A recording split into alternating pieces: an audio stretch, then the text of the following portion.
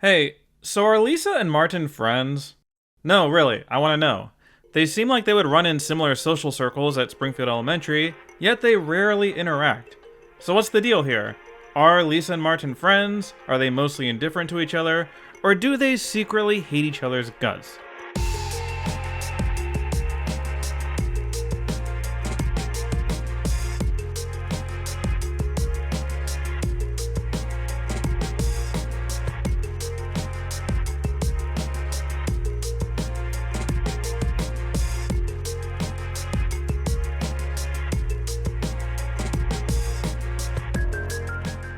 Yeah, I know this is a weird topic for Simpsons mysteries, that it's not like this is a question that's keeping the writers or fans up at night, but Lisa and Martin are just one of the most puzzling character combos in the series.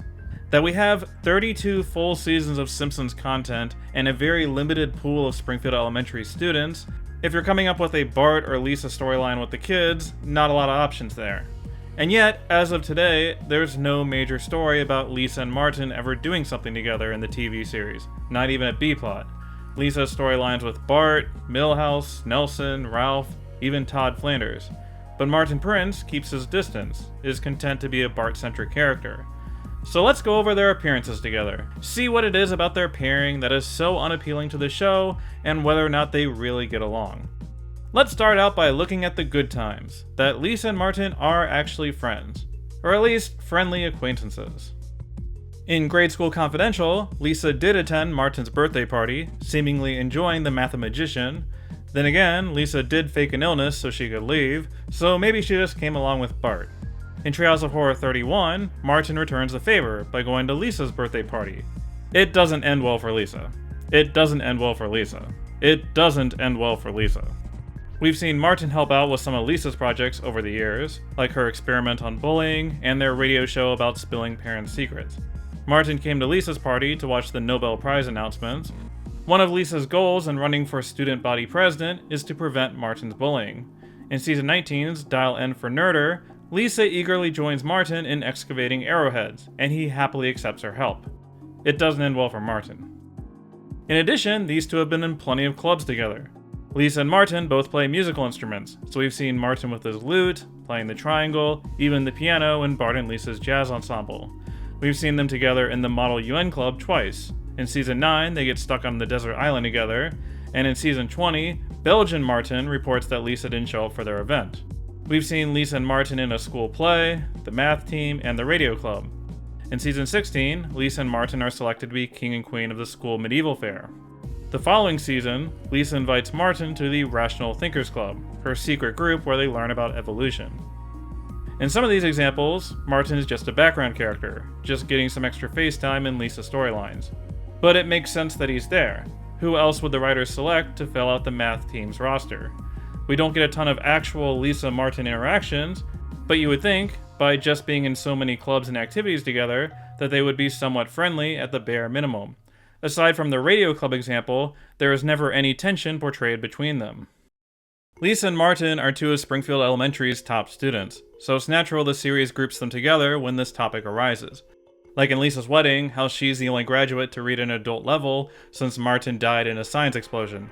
In both Who Shot Mr. Burns and Bart on the Road, Lisa is considered Springfield Elementary's top student. Both Lisa and Martin are awarded spots in the school's fallout shelter. In Lisa the Simpson, Martin points out the brain teaser in Lisa's lunch and is the first one to solve it. For Lisa, it takes her a while. In season 17, Lisa joins his math class, gets a question wrong, and is corrected by Martin. In this example, Lisa didn't mind being wrong, she just wanted to learn more about math. Sometimes the series uses them in more of a general compare and contrast sense, not only regarding their intelligence. Martin gets his dream job of system analyst, Lisa gets homemaker. Martin proudly and confidently models the school uniforms, Lisa decidedly less so. Martin was the former student body president until his disastrous casino night, which cleared the way for Lisa to run. Lisa helps Marge with the preteen Braves, Martin's a cavalry kid. Martin has his own secret society of nerds, of which Lisa is notably not a member. On the other hand, Lisa is part of the Super Friends, in which Martin is notably absent. I'm guessing they didn't have Martin here because Russi Taylor costs money. I prefer to think that there's two roving gangs of nerds at Springfield Elementary, and Lisa and Martin picked opposite sides. All of these examples have shown Lisa and Martin to be generally friendly with each other, or at the very least, neutral. They either get along or are indifferent. But naturally, when you get two of the top students together, things can get competitive quickly. Especially since characters like Database and Allison aren't recurring enough to challenge their thrones. If something's not going Lisa or Martin's way, they're likely to direct their ire toward each other.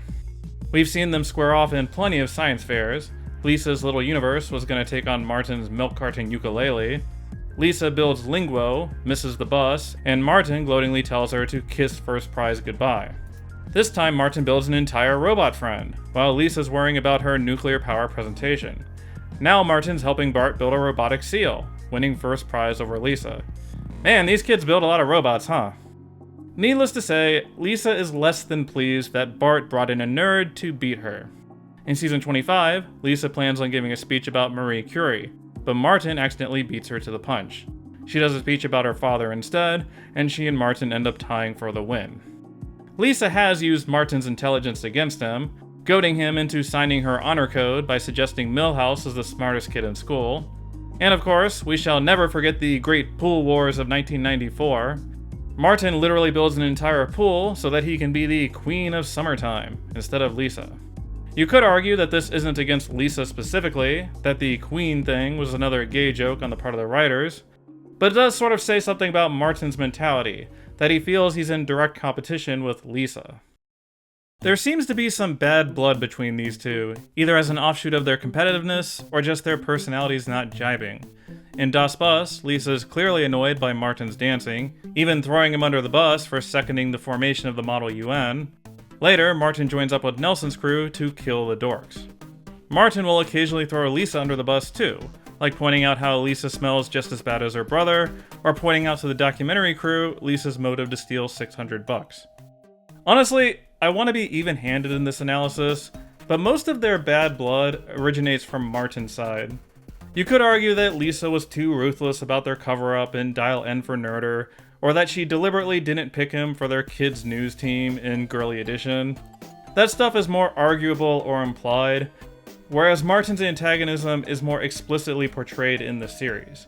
You'll get episodes like 24 Minutes, where he betrays the team and becomes the CTU mole. Thanksgiving of Horror, where Martin deliberately leads them into a chamber with the monster and traps them all inside. Or, in a less deadly scenario, Milhouse, Database, and Martin spying on Lisa, eventually ruining her plans to take college courses. On occasion, the later seasons introduced a smidge of sexism into Martin's characterization. Like, it obviously didn't show up all the time, but they ramped up the boys versus girls attitude that kids of that age have. When Lisa's solar panels didn't work, Martin tells her that she skimped on the cadmium, like a girl. When they take coding class together, Martin's shocked that their teacher is a woman, joking that he didn't know it was a web design class. In their radio club, he's not particularly nice to Lisa, dismissing her question as kindergarten talk. In Bart vs. Itchy and Scratchy, he literally joins a boys' rights association to protest the all-female Itchy and Scratchy reboot that Bart and Lisa enjoy. You could argue that one of the problems with Lisa and Martin as a duo is simply their demographics. Boys and girls can be tribalistic at that age, with girls often hanging out with other girls, boys with boys. Also, Martin is 10, while Lisa's only 8. They're not in the same class. You're not going to get that day-to-day direct competition.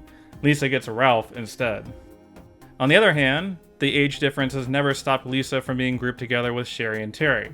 Furthermore, Lisa does have a lot of screen time with Milhouse, whether she likes it or not. And let's not forget about all the Nelson stuff. It's not like Lisa is only hanging out with second graders. Of course, Milhouse and Nelson are both romantic interests for Lisa, while Martin instead gets effeminate jokes thrown his way, or they imply he's gay or bisexual. By the way, Martin's official stance is that he's not gay, he isn't anything yet. Whatever the case is, there's never been a hint of romance between Lisa and Martin, so it closes off that kind of storyline between them. With one notable exception. We're taking the rare detour into the world of Simpsons comics, issue number 32. In Rhymes and Misdemeanors, Lisa and Martin are in a poetry club, and they go to a coffee place to discuss what they've read. Martin is most certainly into Lisa right here, quoting a romantic D.H. Lawrence verse to her, while Lisa totally shuts him down, saying she only wants the club to be a celebration of words. The The rest of the story becomes a bitter poetry battle, with each of them trying to one-up each other. It culminates in a diss poem showdown, full of sick iambic pentameter burns. Eventually Martin relents, and instead reads a complimentary poem about Lisa, and she apologizes for how things went down. And then this happens at the conclusion. I have no idea what I'm looking at. I think the biggest problem with Lisa and Martin is that they're simply not great character foils for each other. Like, you can put Martin and Nelson in a scene together, and they're dynamite. They have totally different temperaments that play off of each other. Same with Lisa and Nelson. They challenge each other's sensibilities. I like Lisa as a character, I like Martin as a character. But when I picture them together in a scene, it's weird. I almost frown thinking about it. There's something strangely unappealing about this duo. Like they're actors who just lack any sort of chemistry. Or that putting them together would bring out the worst character traits in both of them. It's easy to say, look at these two nerdy characters, they would obviously get along. But it is kinda realistic that they would keep their distance. Lisa's really artsy, is into jazz and literature, while Martin likes comic books, science fiction, and math. I think we've all been on the internet long enough to observe that different groups of nerds can be total dicks to each other. Maybe there's a sense of self-preservation or ego going on with Lisa and Martin. That Lisa thinks to herself, I may be lonely, but at least I'm not actively bullied like Martin, and she stays away. And that Martin thinks, sure I get wedgies, but at least I have more friends than Lisa. Maybe Martin constantly lives in a world of Lisa's rival, where he has to deal with someone younger than him, constantly besting him at things. I don't know. At this point, I'm just speculating wildly. My conclusion is that Lisa and Martin aren't actually friends. They're cordial with each other and run in similar circles, but they've never actually tied the knot regarding an actual friendship. There just isn't enough evidence supporting it. I think it could be interesting if the series did a Martin and Lisa story, maybe something about their unpopularity or them finding a way to be supportive of each other. I'd rather they go in that direction than a Lisa's rival redux. Maybe they actually would be endearing together, and they just haven't been given the chance. Something to think about. Let me know in the comments what you think is up with Lisa and Martin, and why we rarely see them together. Is this just a character foil problem, or is there some unexplored potential here? I gotta give a special shout out to the folks on Twitter for this video. I had tweeted about this general observation on a whim, and a bunch of people had pointed out examples I had forgotten about. Also, let me know if there are any other inexplicable relationships that might be worth exploring. This was kind of a one-off, since Lisa and Martin are just so darn weird together, but who knows, maybe there's another weird couple out there worth exploring. There's certainly a lot of possible combinations out there, but as always, thanks for watching.